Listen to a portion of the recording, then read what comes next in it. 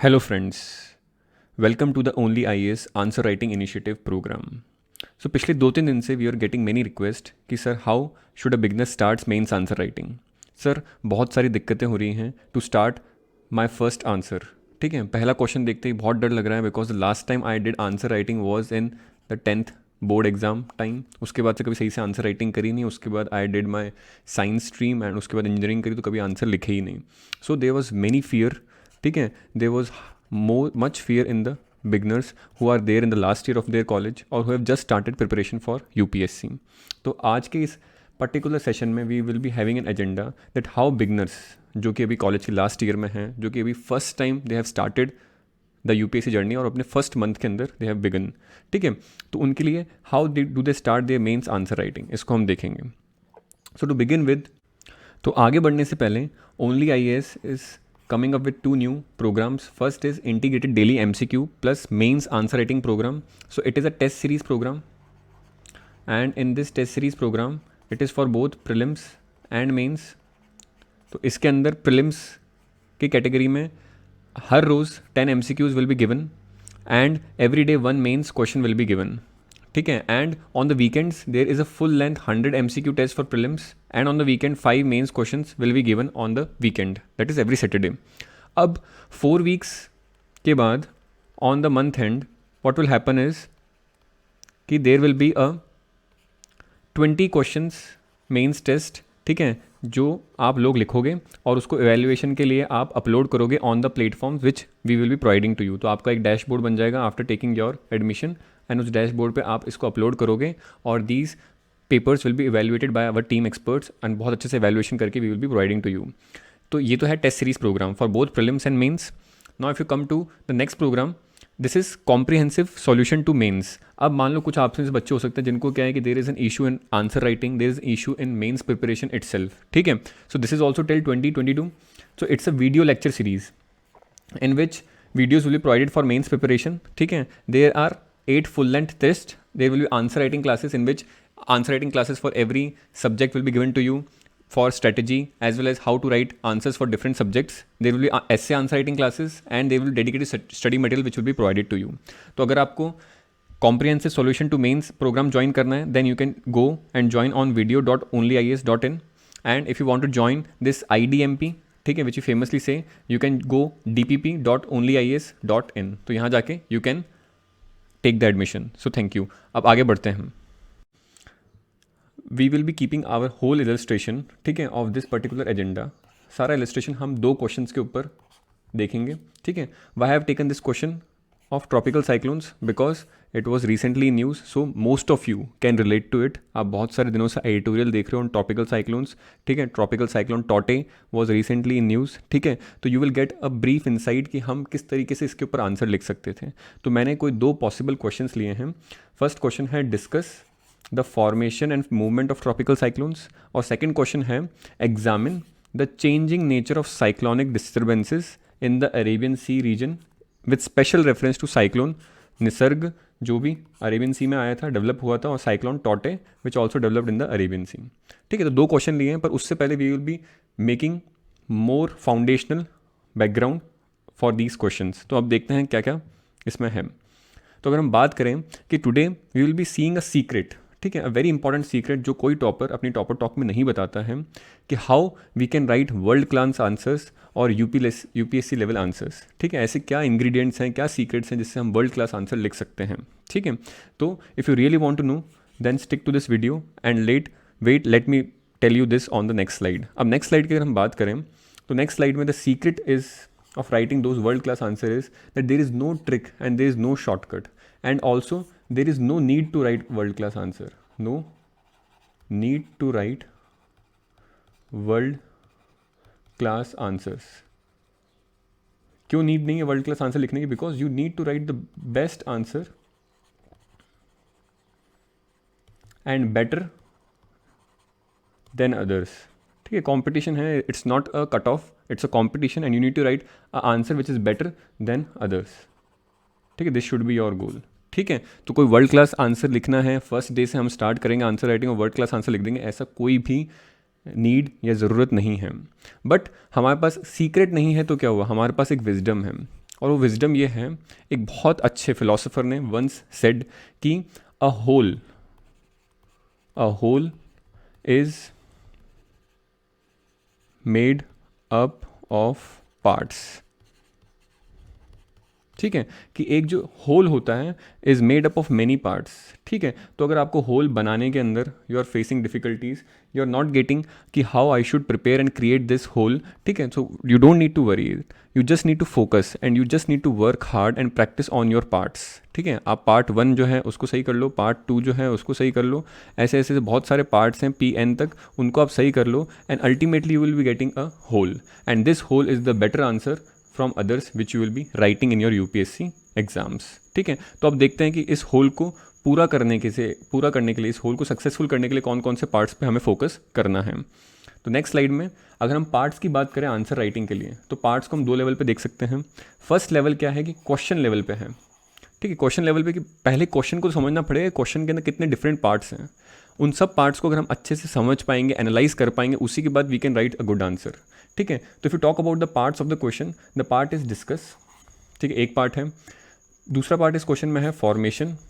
तीसरा पार्ट है मूवमेंट। और जो हमारा ट्रॉपिकल साइक्लोन है, ये हमारे क्वेश्चन की क्या है, थीम है। This is the theme of our question. ठीक है, तो अब डिस्कस किस में आता है, discuss comes under question tag. ठीक है, क्वेश्चन टैग बोल दो इसको, डायरेक्टिव्स बोल दो इसको, टेल वर्ड्स बोल दो, जो कि हमारे एग्जाम में आते हैं। तो अब बहुत सारे क्वेश्चन टाइप्स होते हैं जिनकी कैटेगरी होती है। ठीक है, they will be ranging from category 1 to category 5। Category 1 में बहुत इजी क्वेश्चन टैग्स होते हैं, लाइक मेंशन, बहुत इजी क्वेश्चन टैग है, आपको सिर्फ लिखना है उसके बारे में कि क्या क्या चीज़ें पूछी गई हैं, सिर्फ आपको व्हाट एस्पेक्ट देना है। और फिर कुछ बहुत ही हार्ड क्वेश्चन टैग्स होते हैं, like formulate a suitable policy for land use in India. ठीक है, तो मेंशन और ये सारे क्वेश्चन टैग्स हैं। तो इस वाले क्वेश्चन में क्या है कि एक पार्ट है डिस्कस, ठीक है, दूसरा पार्ट क्या है हमारे पास, जो मेन थीम है, और दो चीज़ें इसमें पूछी गई हैं prominently, that is formation and movement, वो हमारा क्या है, पार्ट 3 है। तो हमें पहले इन 3 पार्टों को रिकॉग्नाइज करना पड़ेगा क्वेश्चन के अंदर कि हाँ ये 3 पार्ट एग्जिस्ट करते हैं। ठीक है, उसके बाद क्वेश्चन लेवल पे हमारा सारा हमने काम कर लिया। तो जैसे क्वेश्चन पढ़ा तो what we can do is we can do 30-40 seconds brainstorming अभी प्रैक्टिस के अंदर। ठीक है, अब ब्रेनस्टॉर्मिंग क्या है कि कुछ इंटेलिजेंट बच्चे हैं, they can do in their mind about the question. कुछ जो क्या है कि अभी बिगनर्स हैं, दे can start making a blueprint of the answer on a rough sheet. ठीक है, ये इजी हो गया। ठीक है, तो 30-40 सेकेंड्स की you need to do brainstorming. Brainstorming का मतलब है फ्रेमवर्किंग करनी पड़ेगी आपको। ठीक है, उसके बाद अगर आप बात करो आंसर लेवल पे कौन कौन से पार्ट्स इंपॉर्टेंट होते हैं, तो हमें पता है ये क्लासिकल अप्रोच जो हमें बचपन से सिखाई जाती है, that is introduction, main body and conclusion. UPSC में भी यही फॉलो करना है, बट इसको किस तरीके से you can increase, you can enrich. ठीक है, it is the main challenge. तो एनरिचमेंट पे इस पे देखेंगे हाउ वी कैन एनरिच ना। फिर मूव अहेड, अगर इंट्रोडक्शन की बात करें तो इंट्रोडक्शन को हम राइट इन 2 वेज, बहुत बेसिक लेवल बता रहा हूँ अभी। इंट्रोडक्शन हम स्टार्टिंग में 2 लेवल पे लिख सकते हैं, otherwise there are many ways to write an introduction, but starting के अंदर हम 2 वेज से स्टार्ट कर सकते हैं। First is what and other is why. तो व्हाट के अंदर वी आर डूइंग व्हाट के अंदर we are giving the definition aspect. ठीक है, हम डेफिनेशन आस्पेक्ट देंगे क्वेश्चन से रिलेटेड। ठीक है, डेफिनेशन आस्पेक्ट के अंदर जैसे एग्जाम्पल लिया, व्हाट इज़ ट्रॉपिकल साइक्लोन, तो हम क्या कर सकते हैं, we can give introduction as the definition of tropical cyclone. ठीक है, इसमें we are explaining the definition of that particular theme which is there in the question. ठीक है, तो हम क्या है कि इसमें व्हाट एस्पेक्ट दे सकते हैं, डेफिनेशन एस्पेक्ट दे सकते हैं, then we can explain, simply explain the question in simple language, in simple language में क्वेश्चन को वी कैन जस्ट एक्सप्लेन। ठीक है, तो ये भी हम व्हाट एस्पेक्ट में कर सकते हैं। But when you come to why aspect के अंदर आप क्या दे रहे हो, आप इसमें कंटेक्स्ट दे रहे हो कि क्वेश्चन का कंटेक्स्ट क्या था, इसलिए वो क्वेश्चन एग्जाम में आया है। ठीक है, क्वेश्चन का बैकग्राउंड क्या था, इसलिए वो क्वेश्चन एग्जाम में आया है। ठीक है, क्वेश्चन का अगर हम बात करें उसका करंट अफेयर से क्या क्या लिंकेज था, इसलिए वो क्वेश्चन एग्जाम में आया। तो वाई के अंदर हम कंटेक्स्ट, बैकग्राउंड और करंट अफेयर रिलेटेड आस्पेक्ट्स के ऊपर बात करेंगे। अगर हम वाई की बात करो, ठीक है, तो वाई के अंदर हम हर टॉपिक के लिए, हर सिलेबस के सब्जेक्ट के लिए अलग अलग हो सकता है। जैसे ज्योग्राफी है, ठीक है, तो ज्योग्राफी के लिए क्या है कि हम करंट अफेयर रिलेटेड या कुछ कंटेक्स्ट ले सकते हैं।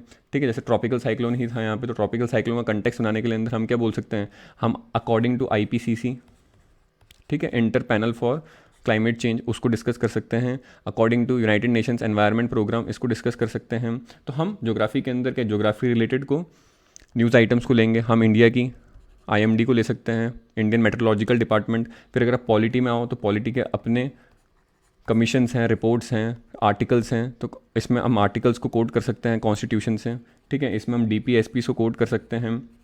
देन इसमें हम क्या है कि वेरियस कॉन्स्टिट्यूशनल डिबेट्स हैं, उनका एक समरी दे सकते हैं इंट्रोडक्शन में, ठीक है। Then we have various commissions, committees, और उसको भी हम यहाँ पर कोट कर सकते हैं। तो व्हाट के अंदर you just need to give information, definition, और वाई के अंदर you need to give background. अब पर व्हाट के अंदर क्या है कि अगर क्वेश्चन बहुत ही सिंपल आता है, ठीक है, फ्लड्स के ऊपर आता है, ठीक है, तो फ्लड्स के ऊपर आता है तो इट्स बेटर कि आप कुछ उस पर करंट कंटेक्स्ट दो, ना कि उसको डिफाइन करो, क्योंकि फ्लड एग्जामिनर को भी पता है बहुत बेसिक हो गया।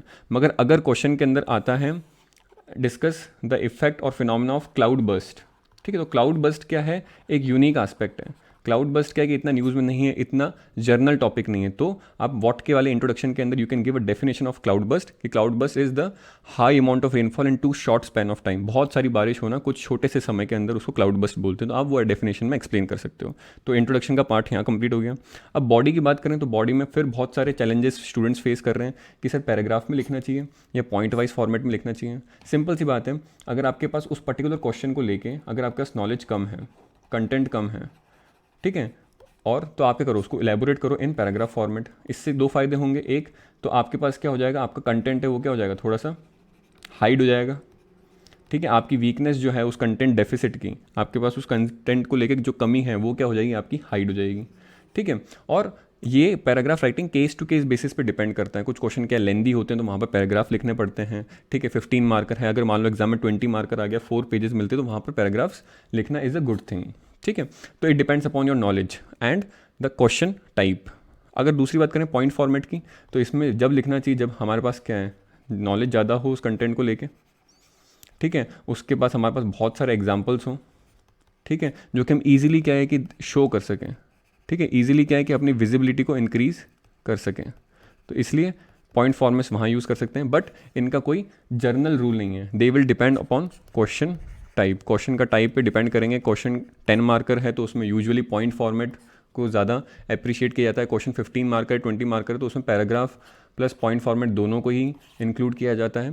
तो it will depend, it will vary from case to case. दूसरी बात करते हैं प्रॉपर हेडिंग्स की, ठीक है। तो आपका ये पूरा पेज है, ठीक है, इसमें you have given the introduction.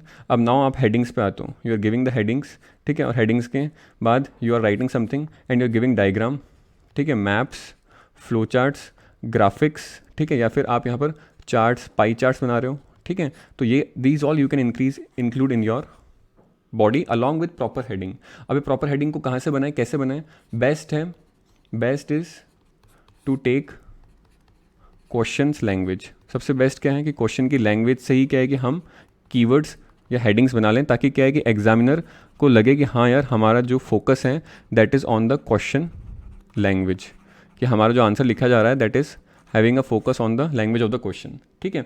इसको multi dimensional banana is good. GS में देखा गया है आजकल कि मोर मल्टी डायमेंशनल आंसर, जो कि बहुत सारे डायमेंशंस को टच कर रहा है, अलग अलग पॉइंट्स को क्या है कि केटर कर रहा है, उसको क्या है कि अवॉर्डेड मोर मार्क्स, ठीक है, ये देखा गया है। देन टॉक अबाउट प्रेजेंटेशन, हमने देख लिया पेज फॉर्मेटिंग के अंदर we can write like this, हम डायग्राम मैप जो भी दे रहे हैं उसको बॉक्स में डाल सकते हैं यहाँ पे, ठीक है। तो ये पेज फॉर्मेटिंग इस तरीके से एक्ट करती है, ठीक है। तो प्रेजेंटेशन के अंदर हैंड राइटिंग वो हम सब आगे देखेंगे अभी। फिर बात करें कंक्लूजन की, तो कंक्लूजन कैसा होना चाहिए, conclusion also called as way forward, ठीक है। It is your space, conclusion is your space, ठीक है, योर स्पेस टू इनोवेट, ठीक है।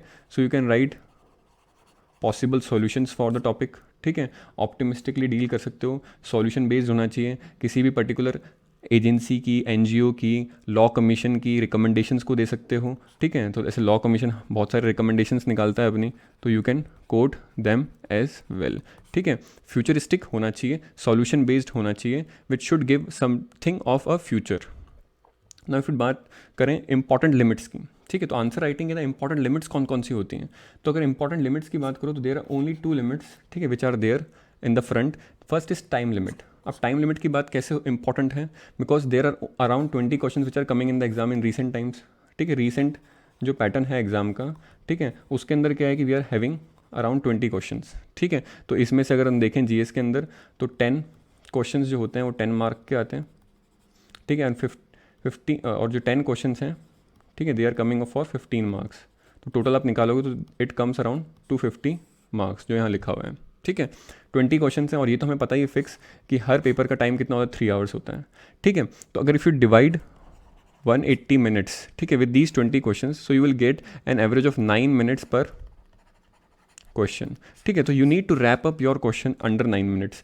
अब जो 10 मार्कर हैं, तो 10 मार्कर के अंदर you can take 6 to 7 and 7.5 minutes, ठीक है। और जो आपके पास 15 मार्कर हैं उनके अंदर you can take more like 9 to 10 to 11 minutes. It depends कि आपको अगर क्वेश्चन बहुत अच्छा आता है, बहुत अच्छे से आप उसको लिख सकते हो, मैक्सिमम मार्क्स ले सकते हो, तो 11 मिनट दे दो। ठीक ठाक आता है, कम आता है, नॉलेज कम है, उसके लिए तो 9 मिनट्स दे दो, ठीक है। तो accordingly you can plan your way of writing, आप कितने कितने टाइम लिमिट में अपना आंसर लिखने का कंप्लीशन करोगे। दूसरी जो इंपॉर्टेंट लिमिट है that is space limit. Space limit के अंदर 10 मार्कर्स के अंदर UPSC is giving 2 pages to write, 15 marker के अंदर UPSC giving 3 pages to write. तो write accordingly. It is usually advisable कि don't complete your paper in just 1 page for 2 pages and in just 2 pages for 3 pages. तो recommend usually क्या होता है कि average case पे हम बात करें तो average case will be 1.5 pages, ठीक है, लिख लेना चाहिए। एंड यहाँ पर 2.5 pages, this is average, but it depends. किसी का हो सकता है कि आंसर राइटिंग बहुत छोटी हो, ठीक है, तो उसके पेज के अंदर क्या है कि 1.5 में कंप्लीट हो सकता है। किसी की राइटिंग थोड़ी सी बड़ी है पर कंटेंट सेम है तो 2 पेजेस भी पूरे कंप्लीट हो सकते हैं। ना इफ यू टॉक अबाउट कि sir I am a beginner, मुझे नहीं पता कि how should I do the things, तो अगर हम उसमें उस बिगनर को देखते हैं तो बिगनर की हम 2 कैटेगरी बना सकते हैं। First we should deal with category 1, ठीक है, जो कैटेगरी 1 के बिगनर्स हैं। तो कैटेगरी 1 के बिगनर्स हैं अगर उनकी स्पेलिंग एरर्स ज़्यादा हैं, ठीक है, स्पेलिंग एरर्स मतलब उनको ब्यूरोक्रेसी की स्पेलिंग नहीं आती है, उनको मेडिटेरियन सी की स्पेलिंग नहीं आती है, उनको हरिकेन की स्पेलिंग नहीं आती, टाइफून की स्पेलिंग नहीं आती है, और बहुत सारी स्पेलिंग एरर्स हैं, ठीक है। उनकी वोकेबलरी क्या है, वीक है, ठीक है। उनकी हैंड राइटिंग भी क्या है, वीक है। कोई बात नहीं, hand writing can not be changed, can't be changed, ठीक है, ठीक है। सडनली ये भी हो सकती है but suddenly it cannot be changed, but we can increase the visibility, we can increase the visibility of answers, ठीक है, विजिबिलिटी ऑफ आंसर्स, ठीक है, by underlining it, by boxing it, ठीक है। जर्नल अवेयरनेस भी कम है, उनको पता ही नहीं है न्यूज़पेपर में क्या चल रहा है, कौन कौन से टॉपिक्स सिलेबस से न्यूज़पेपर के अंदर डेली आ रहे हैं। प्रेजेंटेशन भी वीक है और कंसेप्चुअल अंडरस्टैंडिंग भी वीक है, उनको नहीं पता कि भी साइक्लोन का फॉर्मेशन कैसे होता है, मूवमेंट कैसे होता है, because they have just started there classes, ठीक है। तो जो ऐसे बिगिनर हैं कैटेगरी 1 के which are having difficulties under these parts, जो हमने पार्ट्स की बात करी थी, इन पार्ट्स में डिफ़िकल्टी है, तो what they can do is they should see the solution in this format, ठीक है। स्पेलिंग एरर्स है, कोई दिक्कत नहीं है। स्पेलिंग एरर्स के अंदर जो भी स्पेलिंग है या जो भी वर्ड है जिसके अंदर you are actually making errors every time, तो उसको क्या लिखो, try to write it 2-3 times, उसको 2-3 टाइम्स लिखो एक अलग पीस ऑफ पेपर पे। वोकैबुलरी है, कोई बात नहीं, try to write at least 5 words, ठीक है, राइट एटलीस्ट 5 वर्ड्स डेली, ठीक है, जिसकी वोकैबुलरी की मीनिंग आपको पता नहीं। अब इन वर्ड्स को क्या है कि you can categorise under geography, तो एक ज्योग्राफी की छोटी सी डायरी बना लो, उसमें ज्योग्राफी के सारे वर्ड्स, ठीक है, पेनिनसुला क्या होता है, हरिकेन क्या होता है, then you talk about various things, disaster क्या होता है, हजार्ड क्या होता है, तो आप ज्योग्राफी के बना लो। ऐसी पॉलिटी के अलग बना लो, ठीक है, सिटीजन चार्टर क्या है, बहुत सारी चीज़ें लिख सकते हैं। हैंड राइटिंग की you should increase the visibility of your answers, ठीक है। हैंड राइटिंग जिस भी पेस में इंक्रीज होती है, बट आंसर्स जो भी हम लिख रहे हैं, जैसे हम लिख रहे हैं ट्रॉपिकल साइक्लोन्स, ठीक है, आर लो प्रेशर सेंटर्स, ठीक है। तो अब किसी की राइटिंग बहुत वीक है, बहुत पुअर है, तो वो क्या कर सकता है, इसको बॉक्स कर सकता है, इसको अंडरलाइन कर सकता है, ताकि वो अपने आंसर की हैंड राइटिंग की वजह से विजिबिलिटी को कम ना करें, क्योंकि विजिबिलिटी कम होगी तो एग्जामिनर को बहुत दिक्कत होगी देखने के लिए, एंड ही और she can cut your marks. General awareness को इंक्रीज़ करो थ्रू न्यूज़पेपर, बाकी आपकी जो भी क्या है क्लासेस चल रही हैं उसके थ्रू। प्रेजेंटेशन के अंदर ट्राई टू मेक, ठीक है, मैप, ठीक है, बहुत लोगों को मैप नहीं बनाना आता है सही से, किसका, इंडिया का, वर्ल्ड मैप, उसको प्रैक्टिस करो रोज़ अपनी एटलस से। Then you can practise diagrams, ठीक है, बहुत सारे डायग्राम्स आते हैं न्यूज़पेपर के अंदर, जो भी आपके स्टैटिक बुक्स हैं उसके अंदर डायग्राम प्रैक्टिस करो, ठीक है। Then try to make flow charts, ठीक है, बहुत इंपॉर्टेंट और बहुत ही ज़्यादा लेंदी कंसेप्ट है कोई, और उसको लिखने में बहुत ज़्यादा स्पेस लगेगा, तो उसको क्या है कि हम किस में रिड्यूस कर सकते हैं, हम we can reduce under flow charts, ठीक है। Then conceptional understanding which will be increased in your foundational classes, ठीक है। तो ये सारे सॉल्यूशंस हैं। और इसके बाद क्या कर सकते हैं, you can start making an academic diary entry, ठीक है। Diary entry, academic diary entry का मतलब क्या है कि जो भी आपने रोज़ पढ़ा है, ठीक है, जो भी टॉपिक्स आपने पढ़े हैं उसमें से सबसे इंपॉर्टेंट टॉपिक जो भी आपको लगता है, सबसे अच्छा टॉपिक जो आपको समझ में आता है, try to make a summary of it every night. अब दिस समरी के अंदर is like a precis writing, precis writing, ताकि क्या है कि उसमें आप मान लो 100 वर्ड्स आपने पढ़े थे, 250 वर्ड्स पढ़े थे, तो इसको आप क्या है कि रिड्यूस कर रहे हो इन जस्ट 50, 70 और 90 वर्ड्स, ठीक है। तो अगर आप ये चीज़ को एम्प्लॉय करोगे then you can write good answers with brevity, ठीक है। और ब्रेविटी यूपीएससी की जो भी मेंस की आंसर बुकलेट आती है उसके इंस्ट्रक्शन में लिखा हुआ है कि the answer should be having more brevity. Brevity मतलब कंसाइंस, कंसाइज का मतलब क्या है कि जो चीज़ पूछी है उसको जितने कम शब्दों के अंदर you can explain, that is brevity, ठीक है। तो आपकी ब्रेविटी इंक्रीज़ हो जाएगी। Now if you talk about कि जो भी कैटेगरी 1 वाले स्टूडेंट्स हैं उनको अगर अपना फर्स्ट क्वेश्चन चूज़ करना है on which they need to write answers from today itself, ठीक है, ऐसे क्वेश्चन जिन पे वो आंसर राइटिंग स्टार्ट करना चाहते हैं, तो how they can take the questions, they can take specifically the first what kind of aspect like questions, ठीक है, which usually comes in the category A, ठीक है। ये कैटेगरी 1 वाले क्वेश्चंस होते हैं, ठीक है। They are easy in nature, ठीक है। ईजी क्यों होता है, क्योंकि इसमें यूजुअली क्या है कि आपको व्हाट आस्पेक्ट देना होता है, व्हाट का मतलब इन्फॉर्मेशन आस्पेक्ट देना होता है आपको, ठीक है। इन्फॉर्मेशन आस्पेक्ट के अंदर तो व्हाट वाले कौन कौन से कीवर्ड वाले questions you can start writing answers, example highlight. अब हाईलाइट के अंदर क्या हो सकता है कि highlight the various pre conditions of tropical cyclones, ठीक है, हाईलाइट हो गया। Mention the causes of land degradation in India, ठीक है। तो mention right on the causes of land degradation in India, explain the phenomena of tropical cyclone, list the various issues in election commission of India. तो ये जो सारे information वाले question हैं, information type वाले, you can start writing on these. Also अगर हम देखें तो डिस्टिंग्विश हो गया, कंपेयर हो गया, this is also you can start writing. मान लो डिस्टिंग्विश के अंदर you can start writing tropical cyclones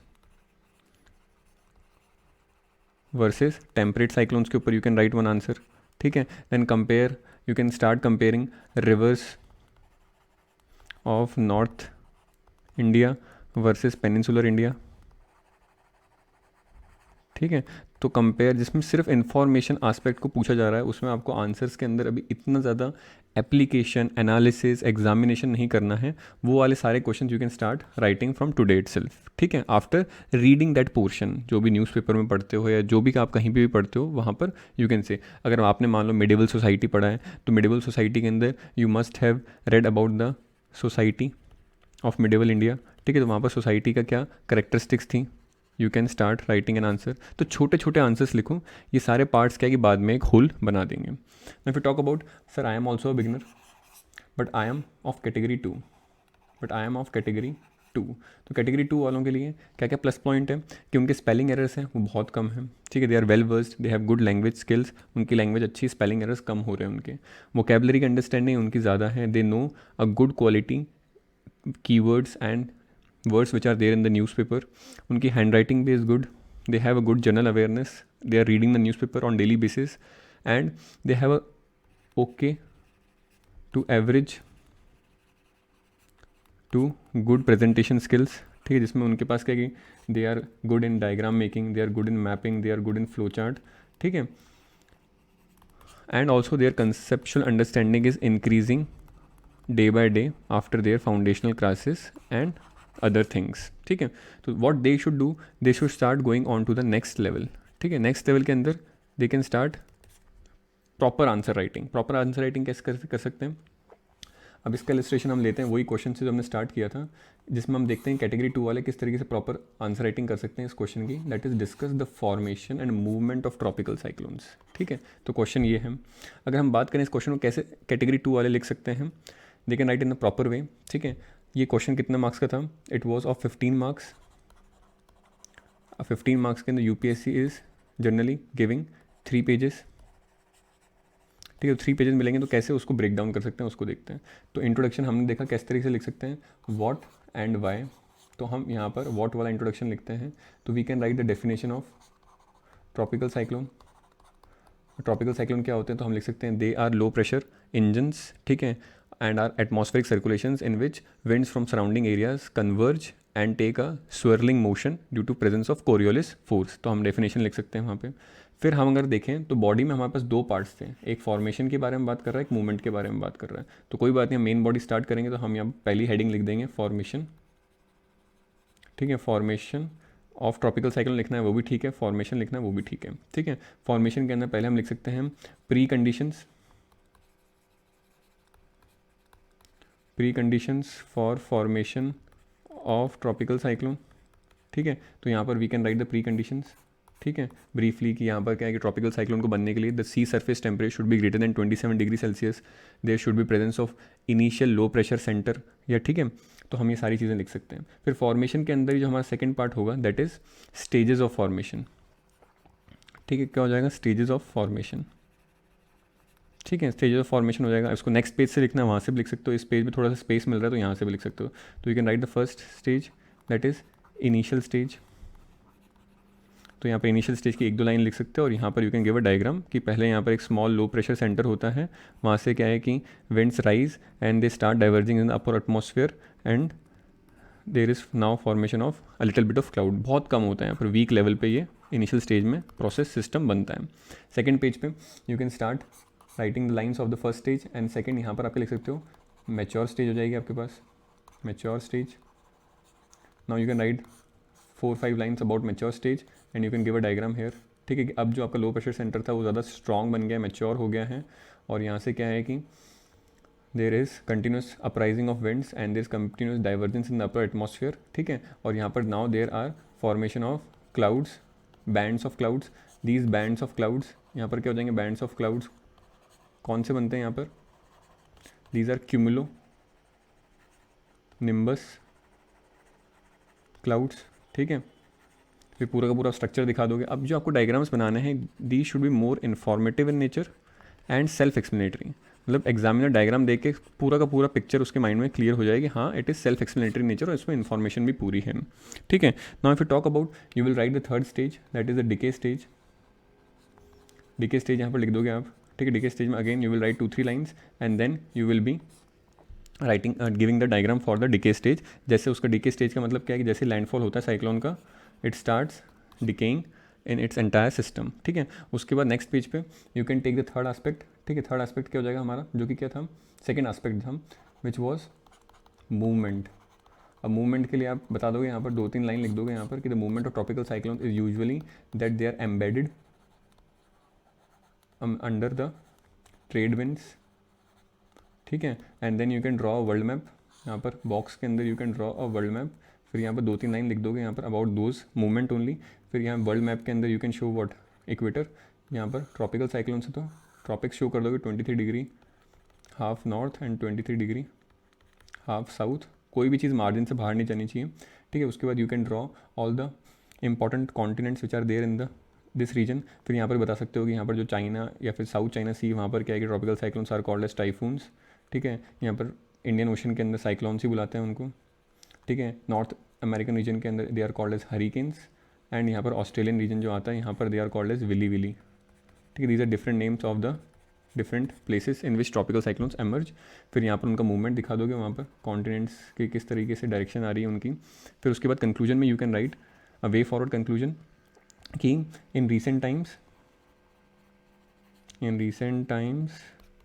there is increase in frequency and intensity of tropical cyclones due to, उसके रीजन्स लिख दोगे, सिर्फ मेंशन करना है, due to global warming and climate change, ठीक है। And therefore government must take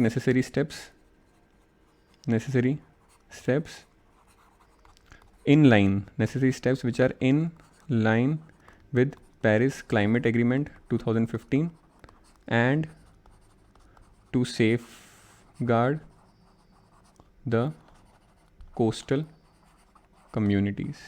बस ये वे फॉरवर्ड हो गया आपका और एक ऑप्टिमिस्टिक कंक्लूजन हो गया, ठीक है। So this is how we can write answers and तो एक जो final lesson you have learned is that you need to bridge this gap. ये जो गैप है, ये जो गैप जिसे बोलते हैं what is asked in the question में क्या आस्क किया है, and what you are giving. ठीक है, तो what we need to do is we need to narrow down this gap. ठीक है, तो अगर प्रिपरेशन में आप यहाँ से स्टार्ट कर रहे हो, if you are here then you need to go at this point. तो ये जब तक इन पॉइंट नैरो डाउन नहीं होगा, till then you will not get good marks. ठीक है, this is a point of getting good and better marks than others. ठीक है, तो so you need to start from this point today and need to reach this point where there is less difference between what is asked and what you are giving. So I hope you like the video. Comment, like the video, and tell us what we can do in the coming sessions on answer writing. So thank you and have a nice day.